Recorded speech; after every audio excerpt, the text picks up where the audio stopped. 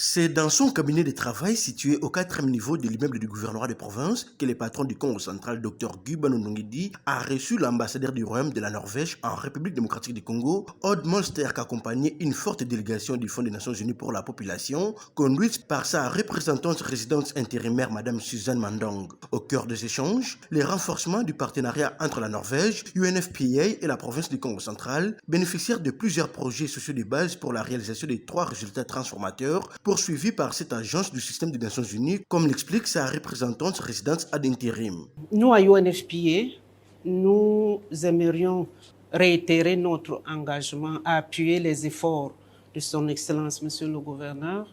dans la mise en œuvre de programmes que nous avons ici avec l'appui financier de la Norvège sur les droits sexuels et reproductifs des femmes et des filles. J'aimerais également lancer un appel vibrant à tous les acteurs en RD Congo et ailleurs de se joindre à nous pour pouvoir ensemble communier nos efforts et fédérer nos interventions pour le bien-être de ces femmes et filles, non seulement du Congo central, mais de la RDC en général. En sa qualité de bailleur des fonds, l'ambassadeur du Royaume de la Norvège en RDC, Odd Molster, qui effectue sa première sortie de son poste d'attache depuis sa récente accréditation à Kinshasa, a dévoilé les biens fondés de son déplacement à Matadi, chef-lieu du Congo central. Le développement et la santé sexuelle et reproductive est importante et une priorité pour la Norvège dans notre politique de développement, notre politique étrangère. Et je salue Son Excellence le Gouverneur pour